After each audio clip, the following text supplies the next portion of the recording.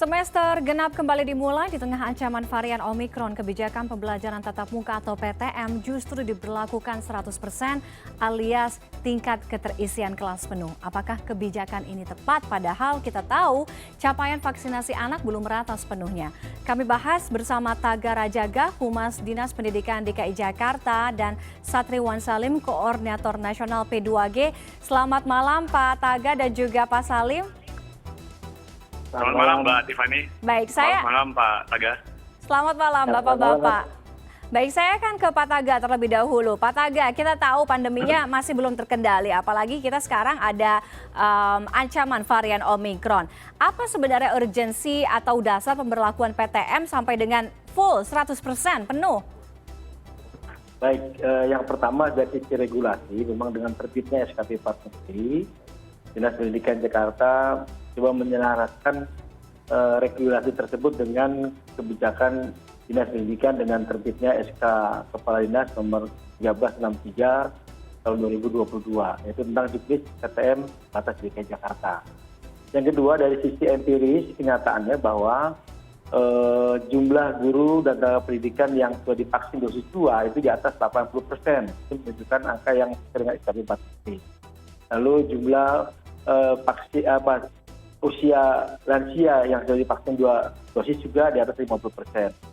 Lalu kondisi perkembangan vaksin untuk anak-anak juga makin kondusif, artinya untuk khusus pada usia 6-11 tahun. Yang berikutnya adalah pertimbangannya bahwa DKI Jakarta sudah melaksanakan PTM jauh sebelumnya, 3-4 bulan sebelum jauh waktu ketika semester ganjil dengan keterbatasan dengan 50%.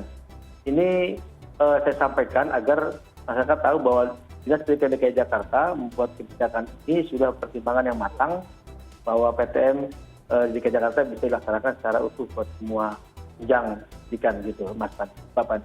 Oke, gurunya sudah divaksin, ya kan? Mayoritas tadi Pak Taga sampaikan, sehingga itu yang menjadi modal atau keyakinan PTM 100% ini. Tapi kita tahu anak-anaknya kan belum semuanya divaksin, apalagi kemarin vaksinnya itu ada di hampir akhir Desember, taruhlah ya akhir Desember. Artinya kalaupun sudah ada beberapa yang divaksin, tapi pencapaian kekebalan tubuhnya kan belum sepenuhnya, Pak Taga. Ini yang juga menjadi concern para orang tua di luar sana. Ya, kita ketahui juga PTM yang sebelumnya juga dalam kondisi siswa belum divaksin seluruhnya, Mbak. Ingat waktu 12-17 tahun, itu kondisi proses perjalanan vaksin buat anak-anak kita. Entah pun kita laksanakan PTM. Kenapa yang disampaikan demikian? Karena kita berharap Satgas Covid tingkat sekolah, kemudian di lingkungan sekolah juga saling sinergi untuk mengawal pelaksanaan PTM ini. Karena saya ingat betul ketika ada kebijakan vaksin anak dikaitkan dengan pembukaan PTM, itu kan tadinya DKI akan memberlakukan syarat utama, namun kan itu tidak mendapat dukungan secara utuh. Bahwa hak anak belajar itu bukan karena vaksin. Karena vaksin itu juga bisa keterkaitan dengan orang tua.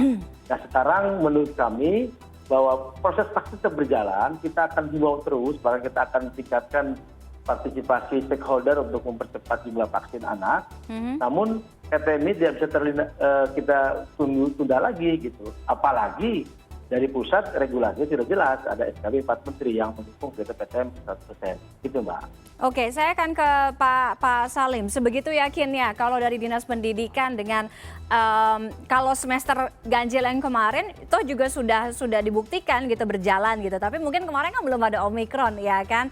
Nah, sekarang itu yang mengkhawatirkan. Nah, apakah dengan syarat-syarat yang ini bisa mengakomodir dan menjamin keselamatan mereka yang ada di lingkungan pendidikan, Pak Salim? Ya, terima kasih Mbak Tiffany. Kalau menjamin saya rasa tidak ya secara mutlak gitu ya. Karena P2G punya data secara nasional dari mulai Agustus kita PTM terbatas sampai November ya. Kemarin itu rata-rata memang terjadi pelanggaran di banyak daerah ya, khususnya terhadap prokes gitu, baik di sekolah maupun di luar sekolah.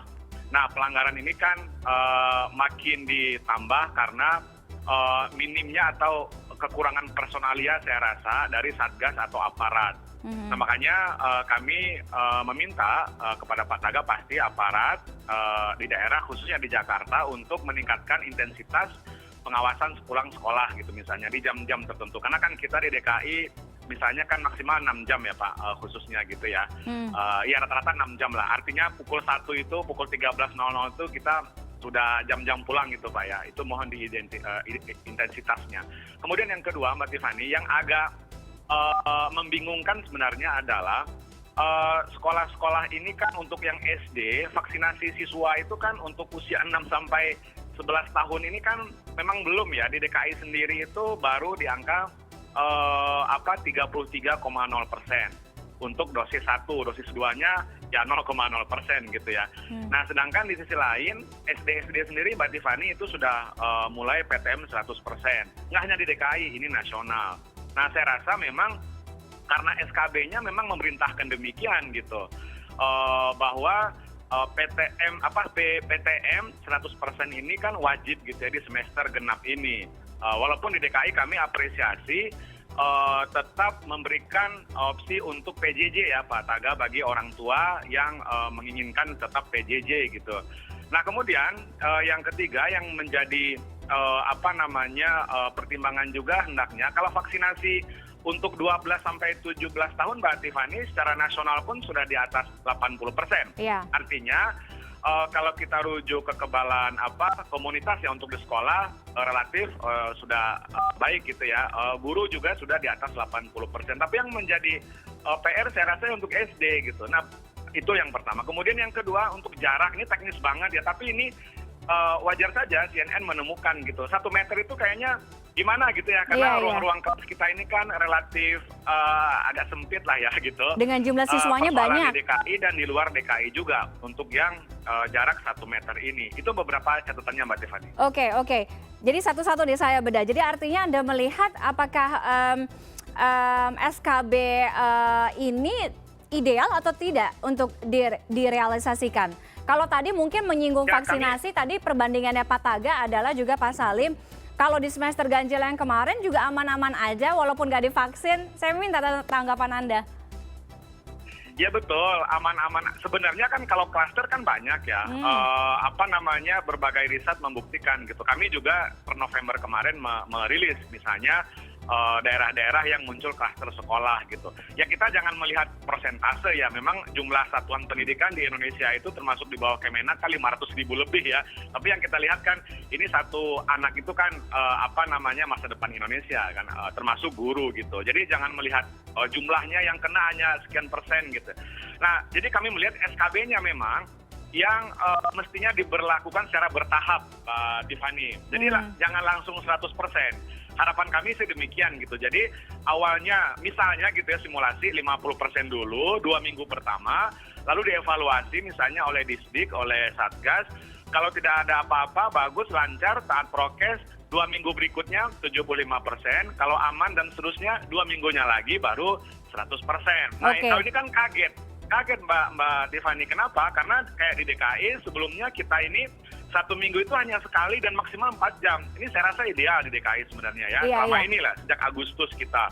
Kemudian kalau sekarang kan langsung 100% Mbak Tiffany.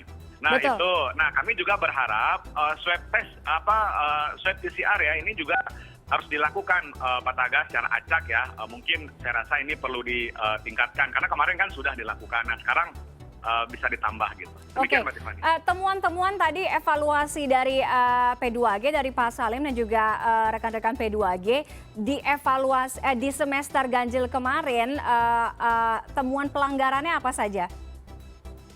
Pelanggarannya variatif ya, tapi yang paling banyak itu tidak pakai masker, jaga jarak tidak ada. Kemudian masker ditaruh di dagu atau memang tidak pakai masker. Paling banyak itu sepulang sekolah Mbak Tiffany. Jadi kami mulai dari Aceh ya, kemudian Kabupaten Agam, Bukit Tinggi, Jambi, Bengkulu, itu terjadi ya Pandeglang, Cilegon, gitu, Situbondo, ND dan seterusnya. Ini laporan yang saya ingat saja ya jaringan P2G. Kemudian dari Bima gitu. Pelanggarannya misalnya terkait prokes, termasuk juga durasi.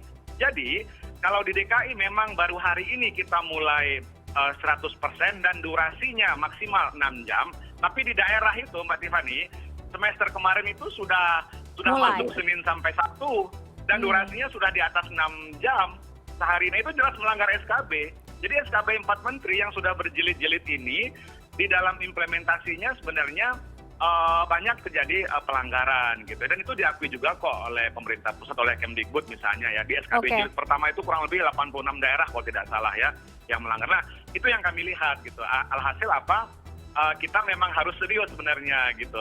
Tapi saya melihat karena evaluasinya seperti itu ya sudah jalan saja. Apalagi animo orang tua, guru dan siswa ini kan pengennya segera tatap muka normal gitu. Jadi SKB itu implementasinya banyak penyimpangan. Di sisi lain orang tua, guru, mayoritas ya kalau berbicara mayoritas siswa itu ingin segera PTM normal. Jadi memang agak dilematis gitu ya. Baik, Pak Salim, saya kembali ke Pak Taga. Pak Taga, tanggapan Pak Taga, implementasinya di lapangan di semester kemarin, di semester ganjil, pada kenyataannya kalau tadi P2G sampaikan, banyak penyimpangan, banyak pelanggaran. Nah, kita lihat tadi, mungkin tidak semua sekolah di Jakarta, tapi tadi tim kami melihat di salah satu sekolah, sudah di hari pertama sudah ada pelanggaran, jarak bangkunya nggak mencerminkan 1 meter gitu, jadi agak masih berdekatan, Pak Taga. Artinya evaluasi ini penting oleh Dinas Pendidikan, bagaimana menjamin keselamatan itu tadi.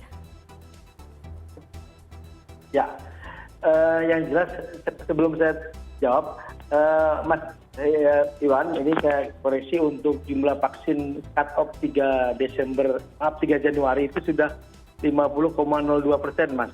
Jadi sudah angka sekitar 347.079 anak. Mudah-mudahan hari ini akan bertambah lagi. Nah, untuk yang komen saya terhadap ada temuan pelanggaran, saya pikir ini masyarakat silakan bisa memberikan masukan. Karena terus terang saya setuju dengan Mas Satriwan bahwa ini kita bukan terburu-buru sebenarnya. Kita sebenarnya merespon cepat apa yang ada di SKB 4 Menteri. Kenapa? Karena banyak sekali harapan dari para dewan guru, dari orang tua yang sudah lama ingin sekali bertatap muka agar apa?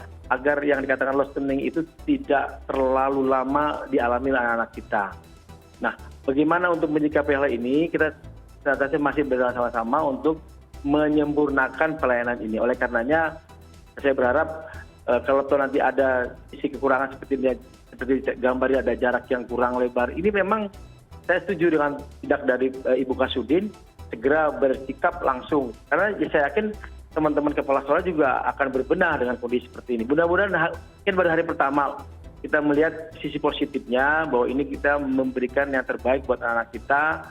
Kita yakin ingin anak itu tidak ketinggalan kurikulum, tetapi juga kesehatan dan keselamatan anak ditamakan. Itu loh, Mas. Pak Taga, banyak orang tua, guru, anak-anak juga mungkin yang antusias ya dengan pembelajaran tatap muka untuk kembali ke sekolah. Tapi juga tidak bisa kita pungkiri, masih banyak juga orang tua di luar sana yang masih cemas, was-was untuk anaknya kembali bersekolah, khususnya mungkin vaksinnya belum rata, kemudian apalagi sekarang ada Omikron, ya kan? Apakah PTM ini sifatnya wajib? Bagaimana dengan orang tua yang memilih untuk menunda terlebih dahulu anaknya untuk kembali bersekolah dan masih menggunakan metode PJJ atau secara online?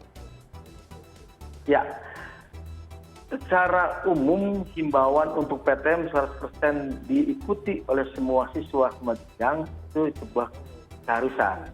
Namun pada kenyataannya jika ada masyarakat yang belum memberikan izin atau masih khawatir terhadap anak-anaknya, silakan komunikasikan kepada pihak sekolah. Dan pihak sekolah saya jamin juga akan memberikan pelayanan pembelajaran e-learning. E-learning itu bisa saja bukan hanya PJJ ya, tapi kegiatan mandiri di rumah, lalu penyampaian tugasnya melalui email, melalui WhatsApp, melalui media-media pembelajaran, platform pembelajaran yang sudah dibuat oleh teman-teman guru ataupun dari pihak lain. Kalau toh memang sekolah siap betul melayani dengan hybrid learning, itu sangat lebih baik. Artinya apa? Kalau bicara hybrid ini kan perlu dukungan sarana prasarana untuk melaksanakan kegiatan tersebut. Betul. Artinya ketika anak belajar di kelas, juga sama belajar di rumah. Kenapa disampaikan? Jangan sampai nanti dibalik gitu. Oh berarti boleh milih PJJ dong. Nggak demikian, harapannya semua diikuti oleh anak-anak kita. Namun kalau ada masyarakat yang masih belum percaya atau masih khawatir, kita akan apresiasi untuk hal itu, gitu Mbak Fani. Oke, termasuk jika nanti ke depannya, tentunya kita tidak mengharapkan ini terjadi, tapi jika ada temuan kasus di klaster sekolah, ini pun juga akan menjadi bahan evaluasi ya Pak Taga terhadap PTM 100% ini. Kalau ada temuan, kan sudah jelas betul di juknis kita, di SKB 4 Menteri, itu sekolah ditutup 5 hari. Apa yang dilakukan dalam 5 hari itu, pertama tracing terhadap pasien, kontak dengan siapa saja, lalu penyemprot disinfektan, pastikan oleh dinas kesehatan bahwa sekolah tersebut sudah aman dan nyaman dilakukan pembukaan kembali. Kalau kasus ya, namun kalau terjadi klaster penyebaran yang cukup masif di sekolah, maka tindakannya jelas betul kita tidak mau gegabah dengan kesehatan anak kita. Pasti akan ada kebijakan untuk menghentikan, ya. Kenapa? Karena ini bisa keselamatan anak kita gitu. Yeah. Namun sekali lagi saya ajak kepada pemirsa sekalian bahwa ini adalah kebijakan yang ingin kita melayani secara utuh, baik sisi edukasi buat anak-anak maupun sisi kesehatan anak kita. Oke. Ini menjadi catatan penting, ya kan? Kita harus bersama-sama untuk mengevaluasi ini. Jangan sampai gegabah karena kita tidak boleh lupa bahwa kita masih ada di tengah wabah itu tadi ya. Terima kasih Pak Satriwan Salim dan juga Pak Taga Rajaga sudah bergabung dengan CNN Indonesia Connected malam hari ini. Selamat malam Bapak-Bapak, salam sehat selalu. Selamat.